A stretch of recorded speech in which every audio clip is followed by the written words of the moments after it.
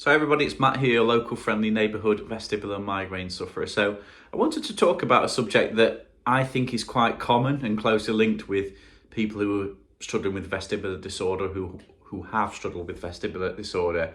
But it's a bit of a taboo subject, so it doesn't really get spoken about much. But it's the whole subject around suicidal thoughts, or wanting to commit suicide, or thinking about committing suicide when one is suffering with vestibular disorder. So it's something that's important to talk about, because when you're feeling like that, you must talk about it and kind of get it out in the open and off your chest, because I think one of the reasons why in all walks of life is someone ultimately takes a life, one of the reasons perhaps why that's occurred is because they didn't speak about how they were feeling and then get treatment for it, whatever treatment it might be. So it's very important to admit that to your loved ones if that's happening to you when suffering with vestibular migraine, or indeed if it's just a wider mood issue. So to both scenarios.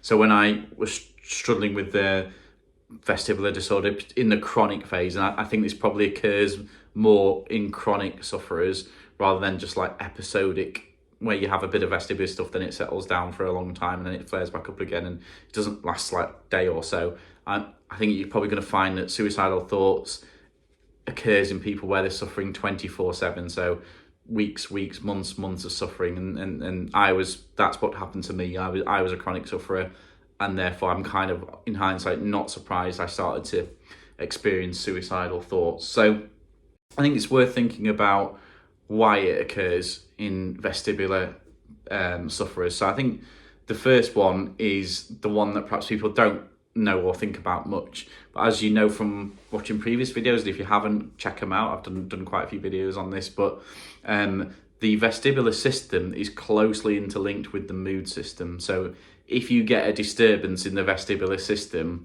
it's kind of almost 9 times out of 10, so very highly likely that you will also get some kind of mood issue, whether that be really bad anxiety or depression, low mood, or actually a combination of both, which unfortunately I had when I was in my chronic phase. So it's actually a physical reason as to why you will be feeling anxiety and low mood, and then that naturally kind of leads on to suicidal thoughts. And that is because of the physical disturbance to your vestibular system.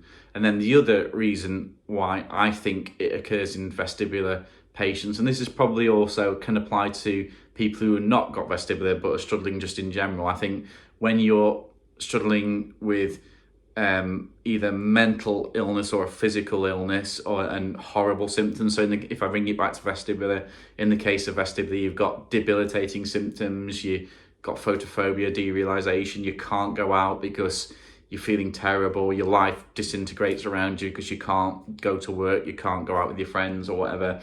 So when you're suffering like that and you've got these just awful physical symptoms and all the mental symptoms on top of it, your body always kind of looks to help you out. And I think one of the ways in which it does that is it kind of looks at suicide as a solution to help you out. And that might sound a bit weird, but I think I spoke to my brother about this as well, who has suffered with anxiety, and he has the same kind of idea that, well, when your body's really suffering, your body wants to get you out of that position. So where I'm sat now, I'm slightly getting cramp in my back and my body's wanting me to stand up or straighten up. So it's almost like a instinctive reaction, really. So I think that's what occurs when you're really, really suffering, is your body will kind of, well, one possible solution is suicide, that's one thing you could do. And it's just, as I said, a natural, almost instinct to try and end suffering. So in my view, those are the two main reasons why people struggling with vestibular disorder, particularly if it's chronic, will have suicidal thoughts. So I think in terms of then sort of how do we deal with this? So I think the first thing to do is, as I said already, is talk about it.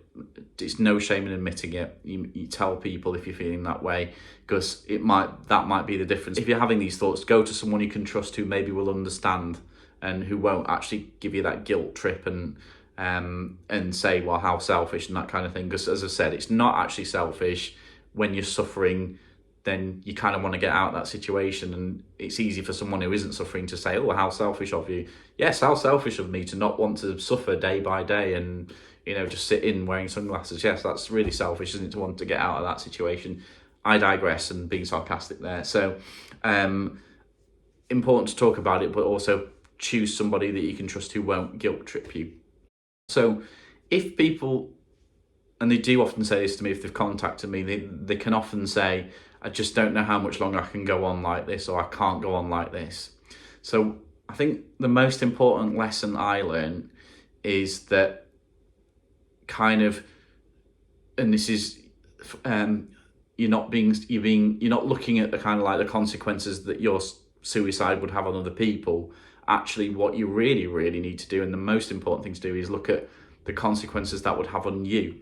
So what that would mean is if you were to take your own life to end the suffering of vestibular disorder and all the symptoms that go with it, you're kind of cheating your future self out of a happy, nice and healthier future. So I always say to people that you aren't stuck like this. You can get 100% better from vestibular disorder. I've done it. I know many people who have.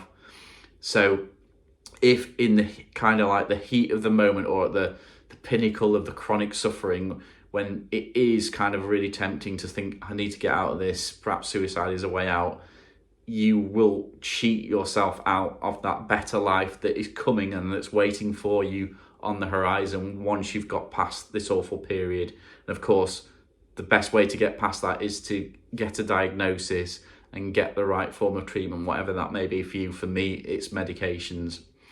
So you kind of have to, I always used to think of it as, well, imagine my older self kind of coming back through time, like the Terminator or Back to the Future, and coming to speak to me and saying, Matt, don't take your own life, because you're going to rob me and you of some healthy times in the future, of a better time in the future where you can get your life back together, you can control your symptoms, you can get 100% better, and you can do every single thing that you used to do pain or suffering free.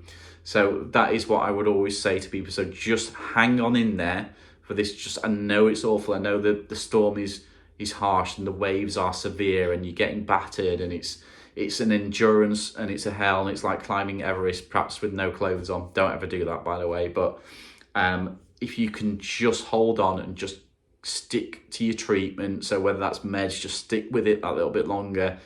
Try different things. If you are struggling for solutions, keep persevering, because if you do make that ultimate decision to end your life, then you've thrown away that future for you that is there and waiting for you once you get treated. So that is my advice really as to how to deal with it. And then I think, as well as I'm doing now, actually, once you're better, then it's fine. It's good to carry on talking about it and say, yeah, I felt that way. And, now I look back and think, and I don't look back and think, I can't believe I felt like that. I understand why I felt like that. And I think anyone else would. And as I'm sure lots of people watching this video have and did have those thoughts. So I'm not surprised I did when I look back. But I do think, well, thank goodness I hung on in there. And also I had some great support from my family just to get me through that really awful period where I could have done something rash, but I didn't. And that's all paying off now, because I am 100% better. I'm enjoying life on the whole, but we all have bumps in the road, but I'm enjoying life on the whole. And this future would not be here for me had I just taken that ultimate step and given into those suicidal thoughts.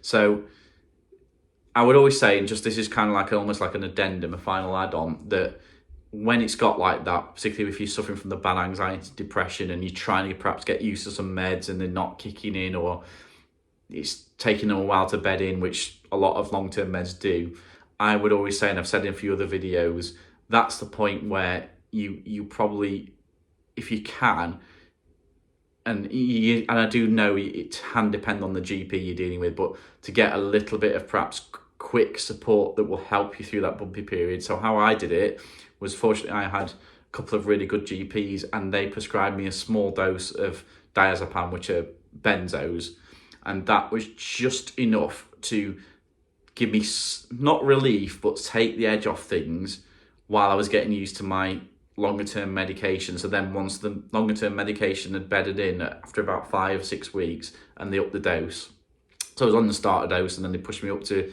a higher dose of the long term med after 6 weeks, then I could drop off the benzos complete and they were gone out of the treatment plan.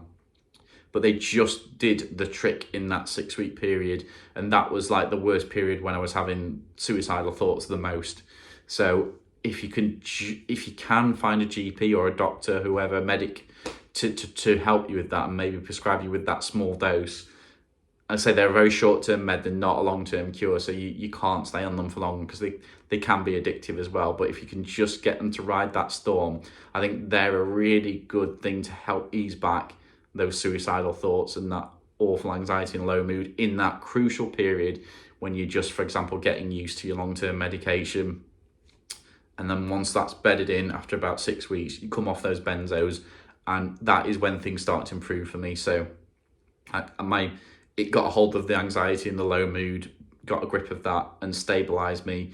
And then it started to tackle as well some of the physical symptoms. And then, of course, anxiety and low mood can make the symptoms worse for vestibular. Not saying that they're totally different, they can make them worse. So once you've dazed back, kind of the fire starts to cool. And then the other meds I'm on, propranolol, worked on stopping that migraine from firing. And so yeah, it was almost like a nice cold water going on a fire, and then the fire dies down, and then there's embers, and then that cool water just massages the rest of those embers down, and the fire goes out, and that's when you're basically better, with obviously sometimes a few residual symptoms that occur now and then, like fatigue and that kind of thing. So I hope that makes some kind of sense. So it's understandable. So I suppose let's do a quick summary. So first and foremost, totally understandable why you will have suicidal thoughts if you're suffering with vestibular disorder. There's a physical reason for it, but then there's also your body's kind of escape instinct is doing it as well. 2, it's not selfish, because if you're suffering really badly with vestibular symptoms, you know, there's no fucking wonder basically that you might want to commit suicide at some point during that experience, because it's an awful, awful experience. 3, it's important to not really think about it in terms of being selfish to your loved ones, but it's important more to think about, if I take action and do something like trying to kill myself, you're cheating your future self out of those happy and healthy decades to come if you take that action now. So hang on in there. And then 4th, I think take home was, if you can, try and incorporate benzos, diazepam into your treatment for a very short period of time as you get used to medication, particularly if you're really, really bad with the anxiety and the low mood, and you're really struggling with suicidal thoughts. It's really important to tell the doctor that if you are, and that little addition of benzos may well just help you through that really awful period. And then you've ridden out the storm, and then you're into that your future self where you're better, and your future self will thank yourself that's suffering in the past in that chronic period and say, thank you for hanging in there, pal. Thank you, mate, for hanging in there. Because you did that, we've got a better life now. Now we're better in the future. So I hope that makes some kind of sense. And so, as I said, do hang on in there. It will get better. So why I always say in the end of my videos, as you were, you'll be again. You will be yourself again. Sometimes it's hard. Sometimes it can take a long time, take a lot of false dawns and different types of treatments, but you can and will get better if you get the right treatments. I am testimony to that, and heaps of other people who I've had contact with, or people I've got to know now who were in the same boat as me. They were worse than me, actually, a lot of them, and they are as well as I am now because they got the right treatment and they kind of just didn't give in to those awful suicidal thoughts. So hope that's of some use, and remember, as you were, you'll be again, and I'll see you all very soon. Ta-ta.